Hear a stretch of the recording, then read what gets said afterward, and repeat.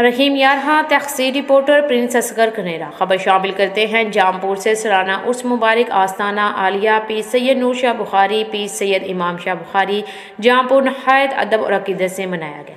उर्स मुबारक के मेहमानान खसूसी पीर सैयद तैयब सुल्तान बुखारी सजादा नशीन दरबार पीर सैयद अकबर बोनस रोड मुल्तान पीर सैयद महदूम अवैस चखानिया साई आस्ताना आलिया हर पीर सैयद जलालुद्दीन सुरखपोश और शरीफ पीर सैयद मुनीर शाह बुखारी कोटला पठान पीर सैयद हुसैन बादशाह डॉक्टर खसर महमूद चिश्ती ख्वाजा ताहिर महफूज कुरेजा सियासी और समाजी रहनुमा सरदार मुशर्रफ खान जतोई डॉक्टर फैसल जमीर रज़ाक खान जतोई सैयद फैसल बुखारी सैयद नासिर बुखारी पीर सैयद हामिद फ़ियाज़ बुखारी मशाह इत्तेहाद कौंसल तहसील सदर खानपुर सैयद अहमद खान कुराई मलिक मोहम्मद असरान ईमान एहसन मुस्तफ़ा फरीदी सैयद राशिदी बुखारी के अलावा मुल्क भर से ज़ायरीन ने कसीर तादाद में शिरकत की।